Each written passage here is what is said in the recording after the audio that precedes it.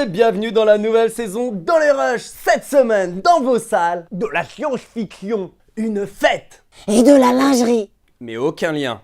On commence par la lingerie. Non, Blade Runner 2049. Quoi, mais c'est quoi ce délire? À quel moment ils sont sortis, les 2, 3, 4, 5 jusqu'à 2049? Et je vois qu'une seule possibilité, c'est que je suis un répliquant et qu'on vient de me remettre en service. Ça a bien changé, j'ai même plus mon mot à dire. Bah quoi? Bah à quel moment il avait son mot à dire? C'est mignon quand il se ment à lui-même. Bon, passons. Alors cette semaine, dans vos salles, nous... Bon, vas-y, dis-moi plus sur Blade Runner 2049. Eh bien, comme le titre l'indique, ça se passe en 2049. C'est dans 32 ans. Ah ok, oh, c'est loin. En même temps, on est loin de la promesse de Blade Runner qui se passe en 2019. Ou New York 97. Bah alors, elle est où cette prison à New York? Ouais, bon alors, Blade Runner 2049.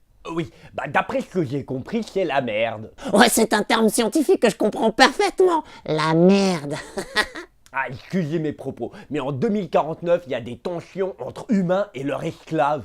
Ah ouais, on a vachement régressé. Je suis sûr que c'est à cause de l'autre président orange, là. Mais laissez-moi finir, je vous parle d'esclaves créés par bioingénierie. Ouais, ça y est, tu m'as perdu. L'autre Blade Runner était plus simple. Il y a 4 répliquants. Des robots qui ressemblent à des humains. On t'a pas sonné?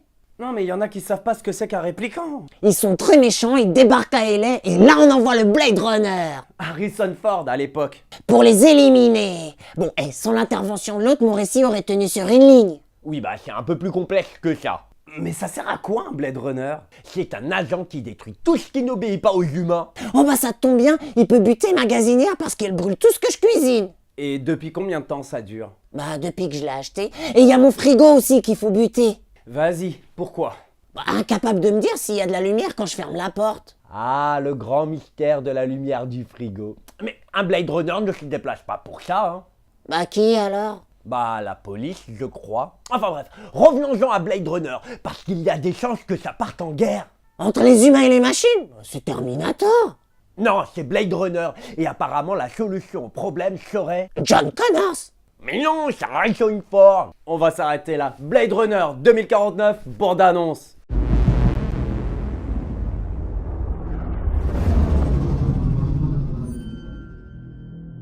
Toutes nos civilisations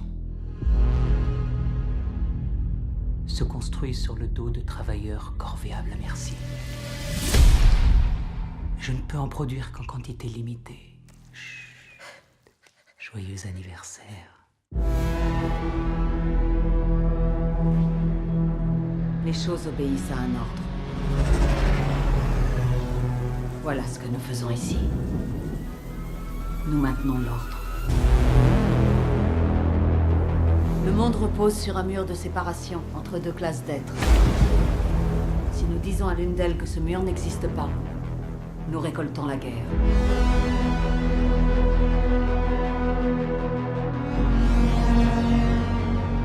Tu es flic.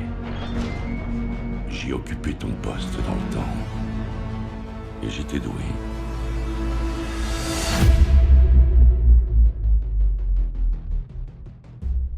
Je sais. Qu'est-ce que tu veux? Vous posez 2 ou 3 questions.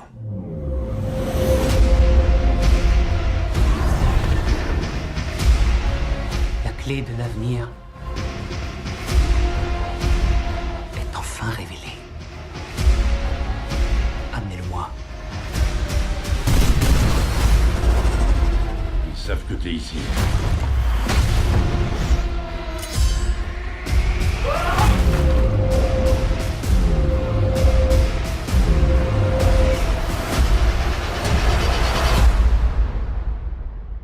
Je te le dis depuis toujours, tu es exceptionnel. Ton histoire n'est pas terminée. Il reste une page.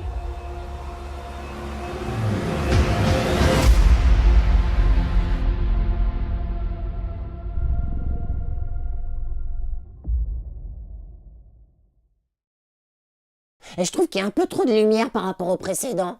Parce que l'autre se passait à Los Angeles et celui-ci en Californie. Mais c'est quoi cette explication moisie? Enfin bref, cette semaine dans vos salles, le sens de la fête. T'aurais pu laisser Jean-Pierre Bacry faire le lancement, ça aurait été plus gai. Justement, c'est lui l'acteur principal. Jean-Pierre Bacri. Oui, Le sens de la fête. oui. C'est comme si on nommerait un film tout pour le sport avec Louis de Funès. Oh bah j'aurais fait un biopic sur Marie Curie avec Nabila. Mais qui ferait un biopic sur une nana qui découvre des épices? Oh, la fin du 7e art. Hein? Enfin bref, cette semaine nous avons Capitaine Super Slip.